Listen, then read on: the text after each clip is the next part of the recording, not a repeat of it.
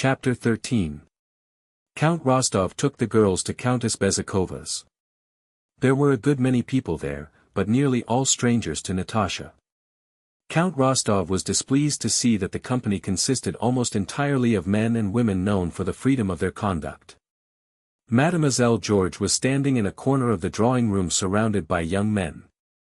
There were several Frenchmen present, among them Metivier, who from the time Helene reached Moscow had been an intimate in her house. The Count decided not to sit down to cards or let his girls out of his sight and to get away as soon as Mademoiselle George's performance was over. Anatole was at the door, evidently on the lookout for the Rostovs. Immediately after greeting the Count he went up to Natasha and followed her. As soon as she saw him she was seized by the same feeling she had had at the opera, gratified vanity at his admiration of her and fear at the absence of a moral barrier between them. Helene welcomed Natasha delightedly and was loud in admiration of her beauty and her dress. Soon after their arrival Mademoiselle George went out of the room to change her costume. In the drawing room people began arranging the chairs and taking their seats. Anatole moved a chair for Natasha and was about to sit down beside her, but the Count, who never lost sight of her, took the seat himself. Anatole sat down behind her. Mademoiselle George, with her bare, fat, dimpled arms, and a red shawl draped over one shoulder, came into the space left vacant for her, and assumed an unnatural pose. Enthusiastic whispering was audible. Mademoiselle George looked sternly and gloomily at the audience and began reciting some French verses describing her guilty love for her son. In some places she raised her voice, in others she whispered, lifting her head triumphantly. Sometimes she paused and uttered hoarse sounds, rolling her eyes. Adorable! Divine! Delicious, was heard from every side. Natasha looked at the fat actress, but neither saw nor heard nor understood anything of what went on before her. She only felt herself again completely borne away into this strange senseless world, so remote from her old world, a world in which it was impossible to know what was good or bad, reasonable or senseless. Behind her sat Anatole, and conscious of his proximity she experienced a frightened sense of expectancy. After the first monologue the whole company rose and surrounded Mademoiselle George, expressing their enthusiasm. "How beautiful she is!" Natasha remarked to her father, who had also risen and was moving through the crowd toward the actress. "I don't think so when I look at you," said Anatole, following Natasha. He said this at a moment when she alone could hear him. "You are enchanting. From the moment I saw you I have never ceased." "Come, come, Natasha," said the Count, as he turned back for his daughter. "How beautiful she is!" Natasha without saying anything stepped up to her father and looked at him with surprised inquiring eyes. After giving several recitations, Mademoiselle George left, and Countess Bezyakova asked her visitors into the ballroom. The Count wished to go home, but Helene entreated him not to spoil her improvised ball, and the Rostovs stayed on. Anatole asked Natasha for a valse and as they danced he pressed her waist and hand and told her she was bewitching and that he loved her. During the écossaise, which she also danced with him, Anatole said nothing when they happened to be by themselves, but merely gazed at her. Natasha lifted her frightened eyes to him, but there was such confident tenderness in his affectionate look and smile that she could not, whilst looking at him, say what she had to say. She lowered her eyes. "Don't say such things to me. I am betrothed and love another," she said rapidly. She glanced at him. Anatole was not upset or pained by what she had said. "Don't speak to me of that." "What can I do?" said he. "I tell you I am madly, madly, in love with you. Is it my fault that you are enchanting? It's our turn to begin." Natasha, animated and excited, looked about her with wide-open frightened eyes and seemed merrier than usual. She understood hardly anything that went on that evening. They danced the écossaise and the Grossvater. Her father asked her to come home, but she begged to remain. Wherever she went and whomever she was speaking to, she felt his eyes upon her.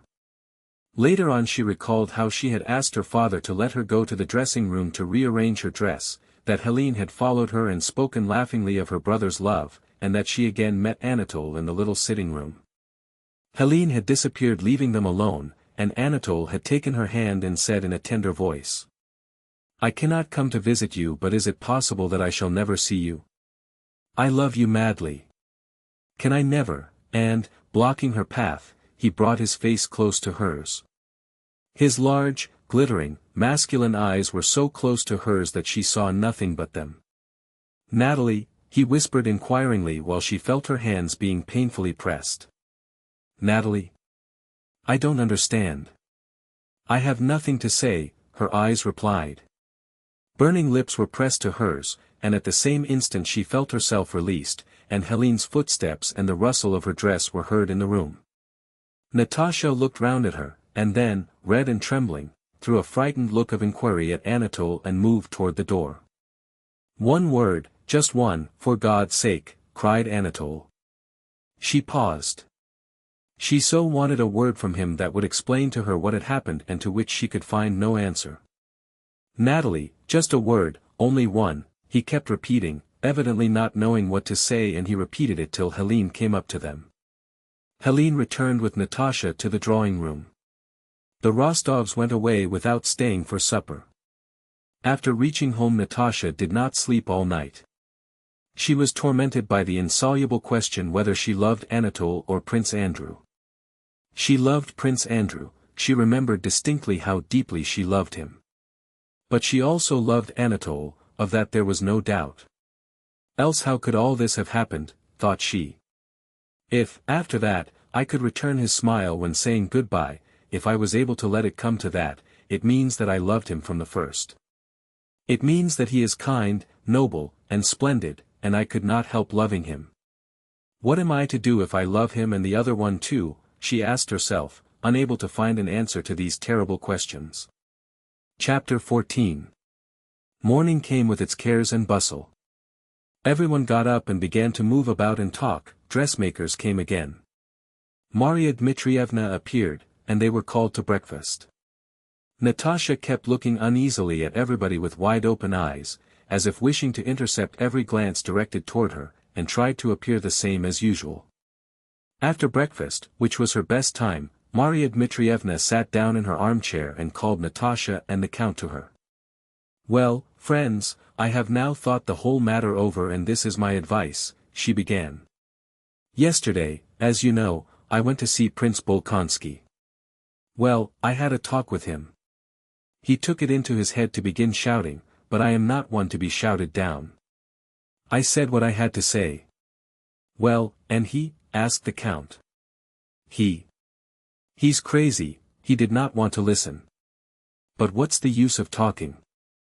As it is, we have worn the poor girl out," said Maria Dmitrievna. "My advice to you is finish your business and go back home to Otradno, and wait there." "Oh, no," exclaimed Natasha. "Yes, go back," said Maria Dmitrievna, "and wait there. If your betrothed comes here now, there will be no avoiding a quarrel, but alone with the old man he will talk things over and then come on to you." Count Rostov approved of this suggestion, appreciating its reasonableness. If the old man came round, it would be all the better to visit him in Moscow or at Bald Hills later on, and if not, the wedding, against his wishes, could only be arranged at Otradno. "That is perfectly true. And I am sorry I went to see him and took her," said the old count. "No, why be sorry? Being here, you had to pay your respects." "But if he won't, that's his affair," said Maria Dmitrievna, looking for something in her reticule. "Besides, the trousseau is ready, so there is nothing to wait for, and what is not ready I'll send after you. Though I don't like letting you go, it is the best way. So go, with God's blessing." Having found what she was looking for in the reticule, she handed it to Natasha. It was a letter from Princess Mary. "She has written to you. How she torments herself, poor thing. She's afraid you might think that she does not like you." "But she doesn't like me," said Natasha. "Don't talk nonsense," cried Maria Dmitrievna. "I shan't believe anyone, I know she doesn't like me," replied Natasha boldly as she took the letter, and her face expressed a cold and angry resolution that caused Maria Dmitrievna to look at her more intently and to frown. "Don't answer like that, my good girl," she said. What I say is true. Write an answer. Natasha did not reply and went to her own room to read Princess Mary's letter. Princess Mary wrote that she was in despair at the misunderstanding that had occurred between them. Whatever her father's feelings might be, she begged Natasha to believe that she could not help loving her as the one chosen by her brother, for whose happiness she was ready to sacrifice everything. Do not think, however, she wrote, that my father is ill-disposed toward you. He is an invalid and an old man who must be forgiven, but he is good and magnanimous and will love her who makes his son happy. Princess Mary went on to ask Natasha to fix a time when she could see her again. After reading the letter, Natasha sat down at the writing table to answer it. Dear Princess, she wrote in French quickly and mechanically, and then paused. What more could she write after all that had happened the evening before? Yes, yes. All that has happened, and now all is changed, she thought as she sat with the letter she had begun before her. Must I break off with him? Must I really? That's awful. And to escape from these dreadful thoughts she went to Sonia and began sorting patterns with her.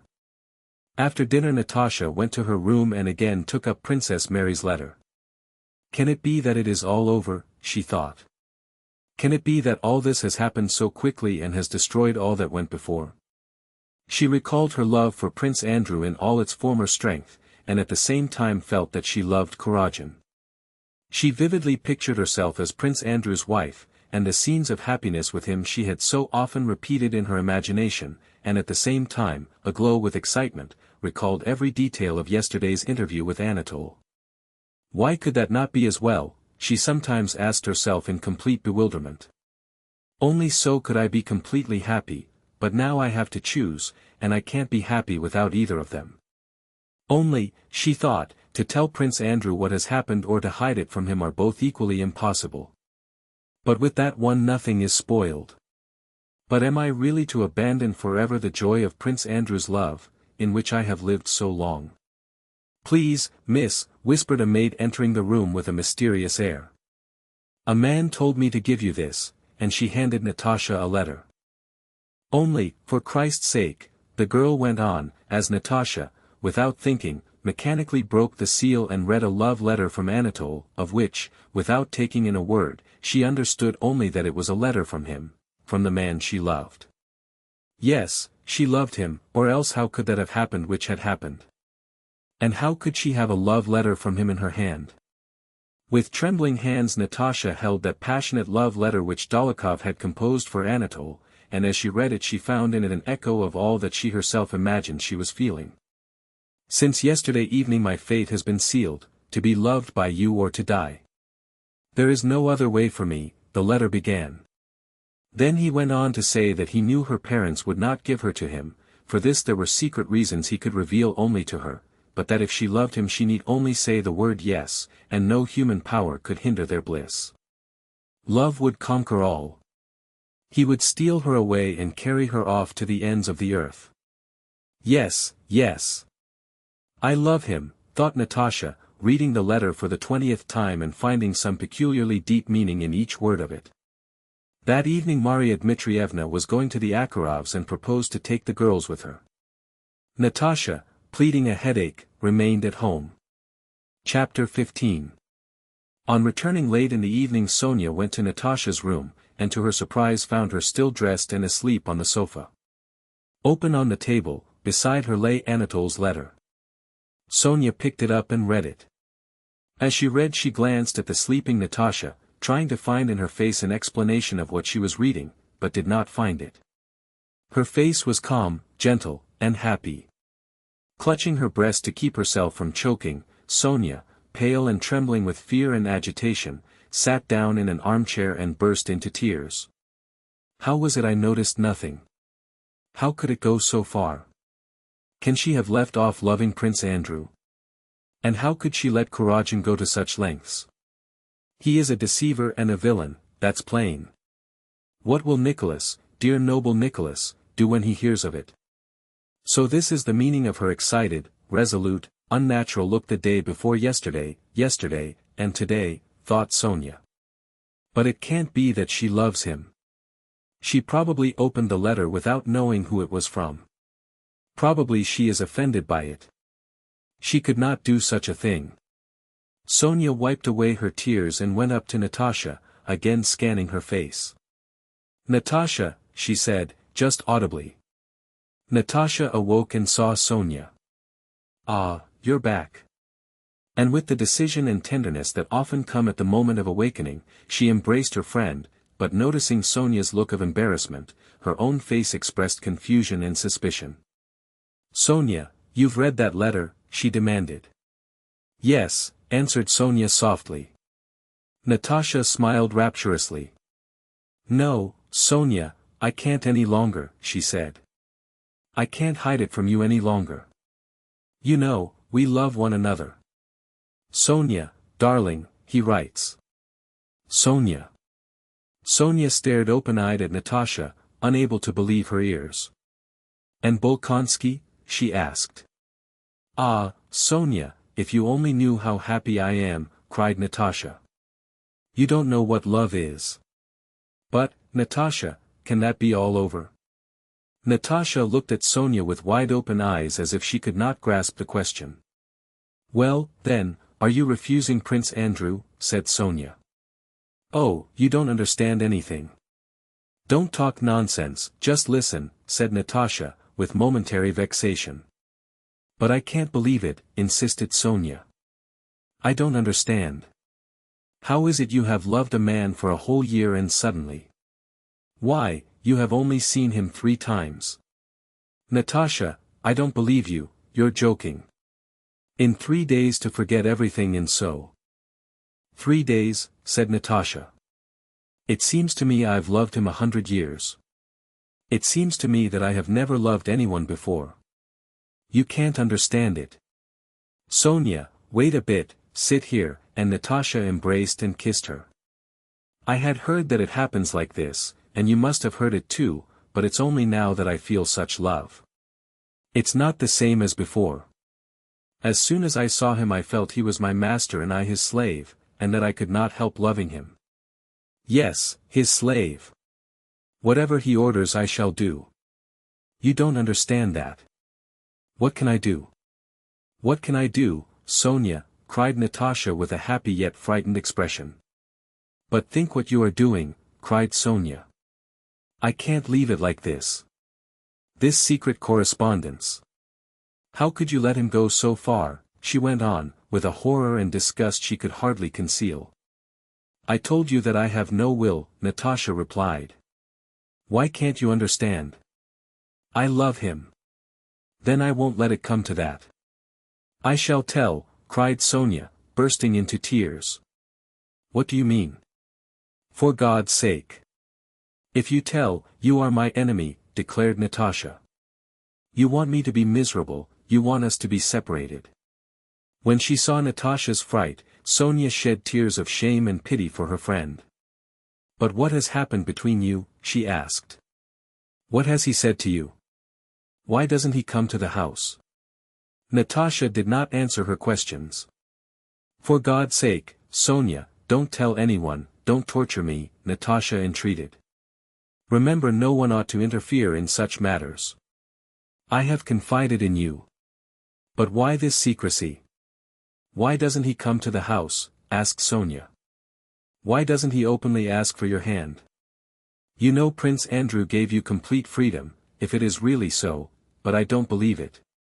Natasha, have you considered what these secret reasons can be?" Natasha looked at Sonia with astonishment. Evidently this question presented itself to her mind for the first time and she did not know how to answer it. "I don't know what the reasons are.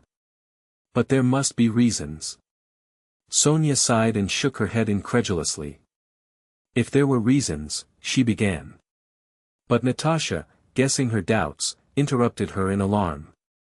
"Sonia, one can't doubt him. One can't. Don't you understand?" she cried. "Does he love you? Does he love me?" Natasha repeated with a smile of pity at her friend's lack of comprehension. "Why, you have read his letter and you have seen him. But if he is dishonorable?" "He? Dishonorable? If you only knew," exclaimed Natasha. If he is an honorable man he should either declare his intentions or cease seeing you, and if you won't do this, I will. I will write to him, and I will tell Papa, said Sonia resolutely. But I can't live without him, cried Natasha. Natasha, I don't understand you. And what are you saying? Think of your father and of Nicholas. I don't want anyone, I don't love anyone but him.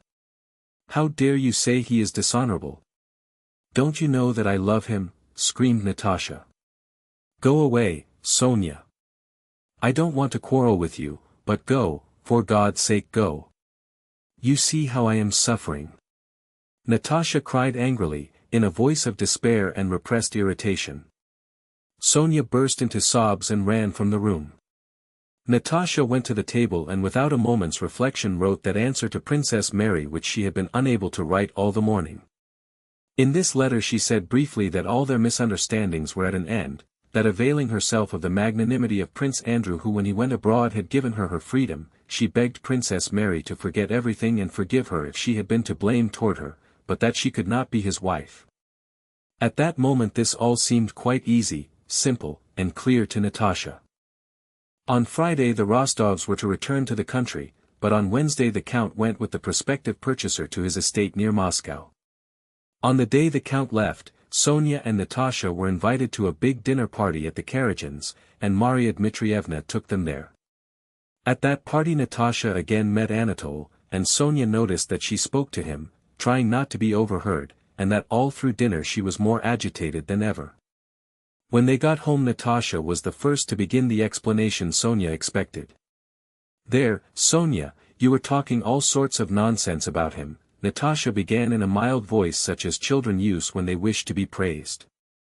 We have had an explanation today. Well, what happened? What did he say? Natasha, how glad I am you're not angry with me.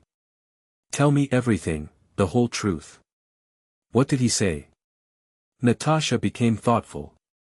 Oh, Sonia, if you knew him as I do. He said. He asked me what I had promised Bolkonsky. He was glad I was free to refuse him. Sonia sighed sorrowfully. But you haven't refused Bolkonsky, said she. Perhaps I have. Perhaps all is over between me and Bolkonsky. Why do you think so badly of me? I don't think anything, only I don't understand this. Wait a bit, Sonia, you'll understand everything. You'll see what a man he is. Now don't think badly of me or of him. I don't think badly of anyone, I love and pity everybody. But what am I to do? Sonia did not succumb to the tender tone Natasha used toward her. The more emotional and ingratiating the expression of Natasha's face became, the more serious and stern grew Sonia's. Natasha, said she, you asked me not to speak to you, and I haven't spoken, but now you yourself have begun. I don't trust him, Natasha. Why this secrecy? Again, interrupted Natasha. Natasha, I am afraid for you. Afraid of what? I am afraid you're going to your ruin, said Sonia resolutely, and was herself horrified at what she had said. Anger again showed in Natasha's face. And I'll go to my ruin, I will, as soon as possible. It's not your business. It won't be you, but I, who'll suffer. Leave me alone, leave me alone. I hate you. Natasha, moaned Sonia, aghast. I hate you, I hate you. You're my enemy forever. And Natasha ran out of the room. Natasha did not speak to Sonia again and avoided her. With the same expression of agitated surprise and guilt she went about the house, taking up now one occupation, now another, and at once abandoning them. Hard as it was for Sonia, she watched her friend and did not let her out of her sight. The day before the Count was to return, Sonia noticed that Natasha sat by the drawing-room window all the morning as if expecting something and that she made a sign to an officer who drove past, whom Sonia took to be Anatole. Sonia began watching her friend still more attentively and noticed that at dinner and all that evening Natasha was in a strange and unnatural state. She answered questions at random, began sentences she did not finish, and laughed at everything. After tea, Sonia noticed a housemaid at Natasha's door timidly waiting to let her pass. She let the girl go in, and then listening at the door learned that another letter had been delivered. Then suddenly it became clear to Sonia that Natasha had some dreadful plan for that evening. Sonia knocked at her door.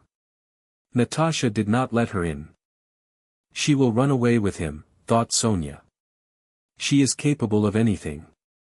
There was something particularly pathetic and resolute in her face today. She cried as she said goodbye to Uncle, Sonia remembered. Yes, that's it, she means to elope with him, but what am I to do, thought she, recalling all the signs that clearly indicated that Natasha had some terrible intention. The Count is away. What am I to do? Write to Kurochkin demanding an explanation. But what is there to oblige him to reply? Write to Pierre, as Prince Andrew asked me to in case of some misfortune. But perhaps she really has already refused Bolkonsky. She sent a letter to Princess Mary yesterday. And Uncle is away. To tell Maria Dmitrievna, who had such faith in Natasha, seemed to Sonia terrible. Well, anyway, thought Sonia as she stood in the dark passage, now or never I must prove that I remember the family's goodness to me and that I love Nicholas. Yes. If I don't sleep for 3 nights I'll not leave this passage and will hold her back by force and will and not let the family be disgraced, thought she.